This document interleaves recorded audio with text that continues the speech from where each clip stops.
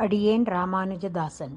ಶ್ರೀವೈಕುಂಠದಲ್ಲಿ ಶ್ರೀಮಾನ್ ನಾರಾಯಣನ ಕೈಂಕರ್ಯ ನಿರತ ನಿತ್ಯ ಸೂರಿಗಳಲ್ಲಿ ಆದಿಶೇಷನಿಗೆ ವಿಶೇಷ ಸ್ಥಾನ. ಆದಿಶೇಷ ಭಗವಂತನಿಗೆ ಮಲಗಿದಾಗ ಹಾಸಿಗೆಯಾಗಿ, ಕೂತಾಗ ಸಿಂಹಾಸನವಾಗಿ, ನಿಂತಾಗ ನೆರಳು ನೀಡುವ ಕೊಡೆಯಾಗಿ, ನಡೆಯುವಾಗ ಪಾದುಕೆಯಾಗಿ ಸೇವೆ ಸಾಧಿಸ್ತಾನೆ ಎಂದು ಆಳ್ವಾರ್ ಹಾಡಿದ್ದಾರೆ. ಆದಿಶೇಷ ಭಗವಂತನಿಗೆ ತನ್ನ ಹೆಡೆಯಲ್ಲಿರುವ ಮಣಿಗಳಿಂದ ದೀಪ ಬೆಳಗಿ, ತನ್ನ ನಾಲಿಗೆಗಳನ್ನು ಆಡಿಸ್ತಾ ಗಾಳಿ ಹಾಕ್ತಾ ಸಹ ಸೇವೆ ಸಾಧಿಸ್ತಾನೆ. ಆದಿಶೇಷ ದೇವರ ಪಾದುಕೆಯಾಗಿ ಸೇವೆ ಮಾಡ್ತಿರೋದನ್ನ ಶ್ರೀಮಾನ್ ವೇದಾಂತ ದೇಶಿಕರು ತಮ್ಮ ಪಾದುಕಾ ಸಹಸ್ರದಲ್ಲಿ ಒಂದು ಪದ್ಧತಿ ಪೂರ ವರ್ಣಿಸಿ ಶೇಷ ಪದ್ಧತಿ ಅಂತಾನೆ ಹೆಸರಿಸಿದ್ದಾರೆ. ಇಂತಹ ಆದಿಶೇಷನನ್ನ ದೇವರು ಭೂಲೋಕದಲ್ಲಿ ಅವತರಿಸಿ ಜನರ ಆತ್ಮೋದ್ಧಾರಕ್ಕೆ ಸಹಾಯಕವಾಗುವಂತೆ ಉಪದೇಶ ಮಾಡಿ ಬನ್ನಿ ಅಂತ ಕಳಿಸ್ತಾನೆ. ಆದಿಶೇಷನೇ ರಾಮಾನುಜರಾಗಿ ಅವತಾರ ಮಾಡ್ತಾರೆ. ಯಾಮುನರ ಮಗ ದೈವತ್ತಕ್ಕೆ ಅರಸು ಇವರಿಗೆ ಶ್ರೀಶೈಲ ಪೂರ್ಣ ಅಥವಾ ಪೆರಿಯ ತಿರುಮಲೆ ನಂಬಿ ಅನ್ನೋ ಮಗ, ಕಾಂತಿಮತಿ ಮತ್ತು ಪೆರಿಯ ಪಿರಾಟಿ ಅನ್ನೋ ಇಬ್ಬರು ಹೆಣ್ಣು ಮಕ್ಕಳು, ಒಟ್ಟು 3 ಮಕ್ಕಳು. ಪೆರಿಯ ತಿರುಮಲೆ ನಂಬಿಗಳ ವಿಷಯನ ಈಗಾಗಲೇ ನಾವು ತಿಳ್ಕೊಂಡಿದ್ದೀವಿ. ಇನ್ನು ಕಾಂತಿಮತಿಯನ್ನ ತಿರುಪೆರುಂಬದೂರ್ನ ಕೇಶವ ಸೋಮಯಾಜಿ ಎಂಬುವರೆಗೂ, ಪೆರಿಯ ಪಿರಾಟಿಯನ್ನ ಮಧುರಮಂಗಳದ ಕಮಲಾನಯನ ಅನ್ನೋರ್ಗೂ ಕೊಟ್ಟು ಮದುವೆ ಮಾಡಿರ್ತಾರೆ. ಕೇಶವ ಸೋಮಯಾಜಿಗಳು ತಿರುವಲ್ಲಿಕ್ಕೇಣಿಯ ಪಾರ್ಥಸಾರಥಿಯನ್ನ ಸಂತಾನಕ್ಕಾಗಿ ಬೇಡ್ಕೊಂಡಾಗ ದೇವರು ರಾತ್ರಿ ಕನಸಲ್ಲಿ ಬಂದು ದೈವಾಂಶ ಸಂಭೂತನಾದ ಮಗ ಹುಟ್ಟುತ್ತಾನೆ ಅಂತ ಆಶೀರ್ವಾದ ಮಾಡ್ತಾನೆ. ದೇವರ ಮಾತಿನಂತೆ ಪಿಂಗಳ ನಾಮ ಸಂವತ್ಸರದ ಚೈತ್ರ ಶುದ್ಧ ಪಂಚಮಿ ಗುರುವಾರ ಆರಿದ್ರಾ ನಕ್ಷತ್ರದಲ್ಲಿ ಕಾಂತಿಮತಿ ಪುತ್ರವತಿ ಆಗ್ತಾರೆ. ವಿಷಯ ತಿಳಿದ ಪೆರಿಯ ತಿರುಮಲೆ ನಂಬಿ ಮಗುವನ್ನ ನೋಡೋದಕ್ಕೆ ಬರ್ತಾರೆ.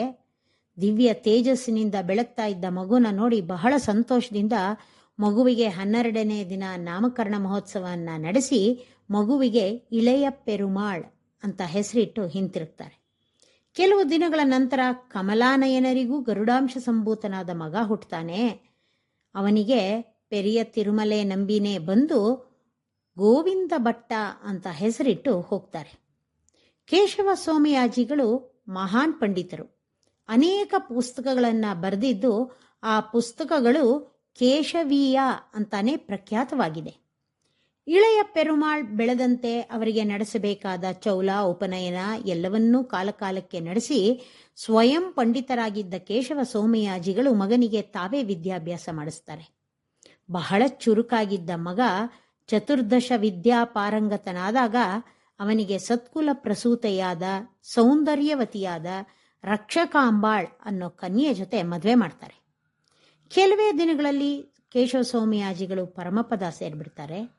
ತಂದೆ ಕಾಲವಾದ ನಂತರ ಇಳೆಯ ಪೆರುಮಾಳ್ ಅಥವಾ ರಾಮಾನುಜರು ಮುಂದಿನ ವಿದ್ಯಾಭ್ಯಾಸಕ್ಕೆ ಅನುಕೂಲವಾಗುವ ಹಾಗೆ ಪೆರಂಬದೂರ್ ಇಂದ ಕಾಂಚೀಪುರಂಗೆ ಬಂದು ತಿರುಪುಟ್ಕುಳಿಯಲ್ಲಿ ಅದ್ವೈತಿ ಗುರು ಯಾದವ ಪ್ರಕಾಶರ ಬಳಿ ವಿದ್ಯಾಭ್ಯಾಸ ಮುಂದುವರಿಸ್ತಾರೆ. ಇವರ ಚಿಕ್ಕಮ್ಮನ ಮಗ ಗೋವಿಂದ ಭಟ್ಟರು ರಾಮಾನುಜರು ಕಾಂಚೀಪುರದಲ್ಲಿ ವಿದ್ಯಾಭ್ಯಾಸ ಮಾಡ್ತಾ ಇರೋದನ್ನ ತಿಳ್ಕೊಂಡು ತಾವೂ ಕೂಡ ಬಂದು ರಾಮಾನುಜರ ಜೊತೆ ಯಾದವ ಪ್ರಕಾಶರಲ್ಲಿ ಶಿಷ್ಯರಾಗಿ ಸೇರ್ಕೋತಾರೆ. ಕಾಲ ಕಳೆದಂತೆ ಯಾದವ ಪ್ರಕಾಶರು ಹೇಳ್ತಿದ್ದ ವೇದಾರ್ಥಗಳು ಇಳೆಯ ಪೆರುಮಾಳ್ಗೆ ಸರಿ ಅನ್ನಿಸ್ತಾ ಇರಲ್ಲ. ಆದಿಶೇಷನ ಅವತಾರವಾದ ಇಳೆಯ ಪೆರುಮಾಳ್ಗೆ ಎಲ್ಲಾ ತಿಳಿದಿದ್ರೂ ಗುರುಗಳ ಬಳಿ ವ್ಯಾಸಂಗ ಮಾಡ್ತಾ ಇರ್ತಾರೆ. ಇಳೆಯ ಪೆರುಮಾಳ್ ತಮಗೆ ತಿಳಿದ ವೇದಾರ್ಥಗಳನ್ನ ಯಾದವ ಪ್ರಕಾಶರ ಪ್ರವಚನಗಳ ಸಮಯದಲ್ಲಿ ಹೇಳ್ತಾನೂ ಇರ್ತಾರೆ.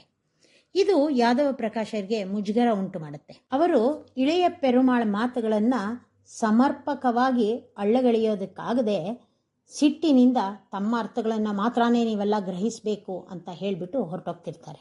ಒಂದು ದಿನ ರಾಮಾನುಜರು ಗುರು ಯಾದವ ಪ್ರಕಾಶರಿಗೆ ಎಣ್ಣೆ ಹಚ್ಚಿ ಒತ್ತುತ್ತಿರ್ತಾರೆ. ಆಗ ಯಾದವ ಪ್ರಕಾಶರು ತಮ್ಮ ಶಿಷ್ಯರಿಗೆ ತಸ್ಯ ಯಥಾ ಕಪ್ಯಾಸಂ ಪುಂಡರೀಕಮೇವ ಮಕ್ಷಿಣಿ ಅನ್ನೋ ವೇದ ವಾಕ್ಯಕ್ಕೆ ಅರ್ಥ ಹೇಳ್ತಾ ಇರ್ತಾರೆ. ಹೇಳ್ತಾ ಹೇಳ್ತಾ ಪರಬ್ರಹ್ಮನ ಕಣ್ಣುಗಳು ಕಪಿಯ ಪೃಷ್ಠದಂತಿದೆ ಅಂತ ಹೇಳ್ಬಿಡ್ತಾರೆ. ಇದನ್ನ ಕೇಳಿ ರಾಮಾನುಜರಿಗೆ ಬಹಳ ನೋವಾಗುತ್ತೆ. ದುಃಖದಿಂದ ಕಣ್ಣಲ್ಲಿ ನೀರು ಬರುತ್ತೆ. ಆ ನೀರು ಗುರುಗಳ ತೊಡೆ ಮೇಲೆ ಬೀಳುತ್ತೆ. ದುಃಖದಿಂದ ಬಂದ ಕಣ್ಣೀರಾದ್ರಿಂದ ಬಿಸಿಯಾಗಿದ್ದು ಗುರುಗಳ ತೊಡೆನ ಬೆಂಕಿ ಹಾಗೆ ಸುಡುತ್ತೆ. ಆಗ ಯಾದವ ಪ್ರಕಾಶರು ತಲೆ ಎತ್ತಿ ನೋಡಿ ರಾಮಾನುಜರನ್ನು ಯಾಕೆ ಕಣ್ಣೀರು ಹಾಕ್ತಿದ್ದೀರಾ ಅಂತ ಕೇಳ್ತಾರೆ. ರಾಮಾನುಜರು ಪರಬ್ರಹ್ಮನ ಕಣ್ಣುಗಳನ್ನು ಇಷ್ಟು ಕೇವಲವಾಗಿ ಹೋಲಿಕೆ ಮಾಡಿದ್ದು ನನಗೆ ಕೇಳೋದಕ್ಕೆ ತುಂಬ ಕಷ್ಟ ಆಯಿತು ಅಂತಾರೆ. ಆಗ ಯಾದವ ಪ್ರಕಾಶರು, ನೀವು ಬೇರೆ ಹೇಗೆ ಅರ್ಥೈಸ್ತೀರಿ ಹೇಳಿ ನೋಡೋಣ ಅಂತ ಕೇಳ್ತಾರೆ. ರಾಮಾನುಜರು ಕ ಪಿ ಅಸ್ಯ ಅಂತ ಪದನ ವಿಭಾಗ ಮಾಡಿ ಕ ಅಂದರೆ ನೀರು, ಪಿ ಅಂದರೆ ಕುಡಿಯುವವನು ಅಂತ ಅರ್ಥ, ಕಪಿ ಅಂದರೆ ನೀರನ್ನು ಹೀರುವವನು ಅಂದರೆ ಸೂರ್ಯ ಅಂತ ಆಗುತ್ತೆ. ಅಸ್ಯ ಎಂದಾಗ ಸೂರ್ಯನಿಂದ ಅರಳಿದ್ದು ಅಂದರೆ ತಾವರೆ ಅಂತ ಅರ್ಥ ಆಗುತ್ತೆ. ಪುಂಡರೀಕನ ಕಣ್ಣುಗಳು ತಾವರೆಯ ಹಾಗಿದೆ ಅಂತ ಅರ್ಥೈಸಬೇಕು ಅಂತ ಹೇಳ್ತಾರೆ.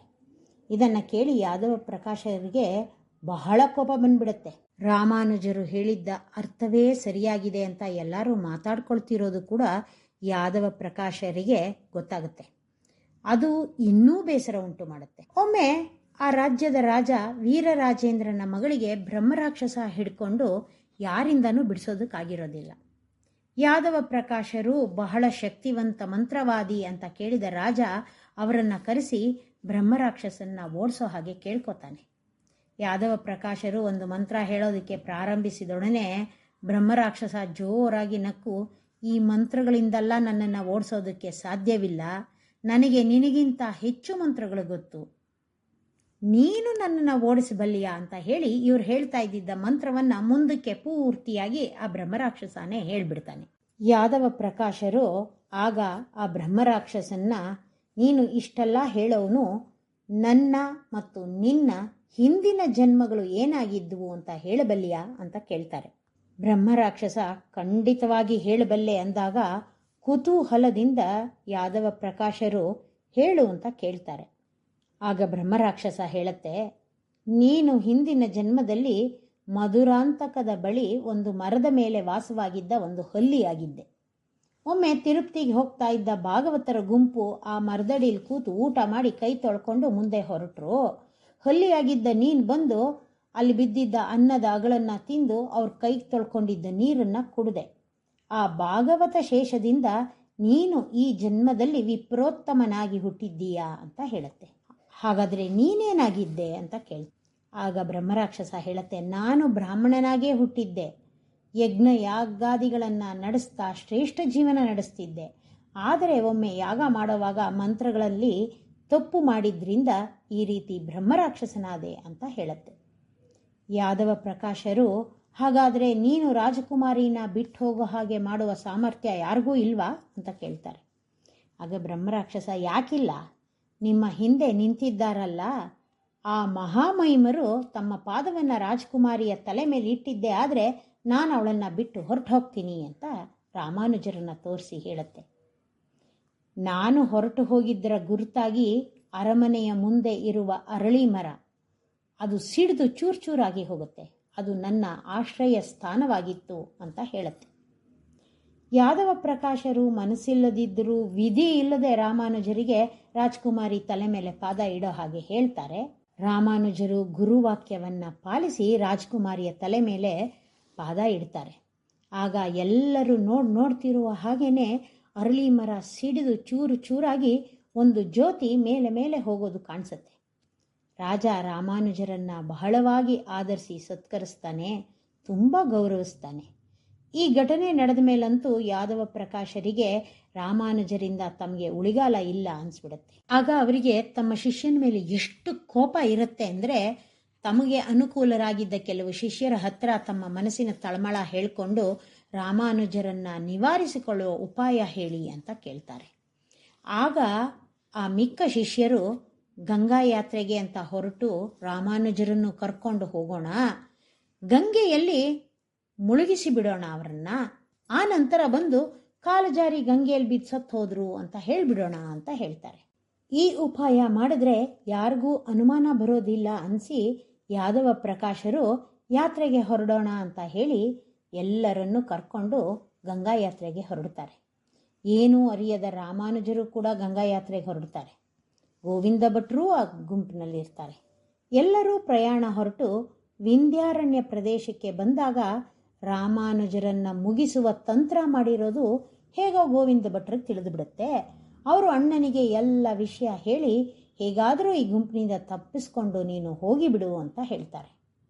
ರಾಮಾನುಜರು ಸರಿ ಅಂತ ಹೇಳಿ ಮರುದಿನ ಪ್ರಯಾಣ ಮುಂದುವರೆದಂತೆ ಹಿಂದೆನೇ ಉಳ್ಕೊಂಡು ಯಾರಿಗೂ ತಿಳಿಯದ ರೀತಿಲಿ ಒಬ್ಬರೇ ವಾಪಸ್ ಹೊರಟುಬಿಡ್ತಾರೆ.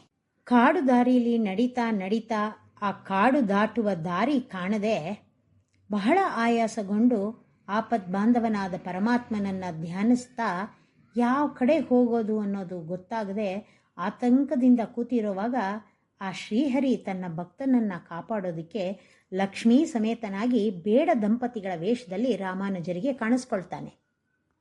ರಾಮಾನುಜರು ಬೇಡ ದಂಪತಿಗಳನ್ನು ನೋಡಿ ನೀವೆಲ್ಲಿಗೆ ಹೋಗ್ತಿದ್ದೀರಿ ಅಂತ ಕೇಳ್ತಾರೆ. ಬೇಡರು ನಾವು ಕಾಂಚೀಪುರಕ್ಕೆ ಹೋಗ್ತಾ ಇದ್ದೀವಪ್ಪ ಅಂತ ಹೇಳ್ತಾರೆ. ರಾಮಾನುಜರು ನಾನು ಅಲ್ಲಿಗೆ ಹೋಗಬೇಕು, ನಿಮ್ಮ ಜೊತೆ ಬರಬಹುದೇ ಅಂತ ಕೇಳ್ತಾರೆ. ಬೇಡರು ಒಪ್ಪಿ ತಮ್ಮ ಜೊತೆ ಕರ್ಕೊಂಡು ರಾತ್ರಿವರೆಗೂ ಪಯಣಿಸಿ ರಾತ್ರಿ ಒಂದು ಬಯಲು ಪ್ರದೇಶ ಸೇರಿ ಒಂದು ಮರದ ಕೆಳಗೆ ರಾತ್ರಿ ಕಳೆಯೋದಕ್ಕೆ ಅಂತ ಮಲಕ್ಕೋತಾರೆ. ಬೆಳಗ್ಗೆ ಎದ್ದು ರಾಮಾನುಜರು ಸುತ್ತಲೂ ನೋಡ್ತಾರೆ. ಆ ಬೇಡ ದಂಪತಿಗಳು ಕಾಣೋದಿಲ್ಲ. ಅವರನ್ನು ಹುಡುಕೊಂಡು ಸ್ವಲ್ಪ ದೂರ ಬಂದಾಗ ಒಂದು ಊರು ಸಿಗತ್ತೆ. ಆ ಊರನ್ನು ನೋಡಿದಾಗ ಅದು ತಮ್ಮ ಕಾಂಚೀಪುರವೇ ಅನ್ನೋದು ಗೊತ್ತಾಗುತ್ತೆ. ರಾತ್ರಿ ವಿಂಧ್ಯಾರಣ್ಯದಲ್ಲಿ ಇದ್ದವನು ಈಗ ಕಾಂಚೀಪುರದಲ್ಲಿ ಇರೋಕ್ಕೆ ಹೇಗೆ ಸಾಧ್ಯ ಅಂತ ಆಶ್ಚರ್ಯ ಪಡ್ತಾರೆ. ಇದು ಆ ಪರಮಾತ್ಮನ ಮಾಯೆಯೇ ಸರಿ ಅನ್ಕೋತಾರೆ. ಯಾತ್ರೆ ಮುಗಿಸಿ ಮತ್ತೆ ಕಾಂಚೀಪುರಕ್ಕೆ ಹಿಂತಿರುಗಿ ಬಂದ ಯಾದವ ಪ್ರಕಾಶರು ರಾಮಾನುಜರನ್ನು ನೋಡಿ ಆಶ್ಚರ್ಯದಿಂದ ಅಲ್ಲಿ ಕಳೆದು ಹೋದವರು ನೀವು ಇಲ್ಲಿಗೆ ಹೇಗೆ ಬಂದ್ರಿ ಅಂತ ವಿಚಾರಿಸ್ತಾರೆ. ರಾಮಾನುಜರು ನಡೆದದ್ದನ್ನೆಲ್ಲ ಹೇಳಿ ಬೇಡ ದಂಪತಿಗಳು ಕರ್ಕೊಂಡ್ಬಂದಿದ್ದನ್ನು ಕೂಡ ಹೇಳ್ತಾರೆ.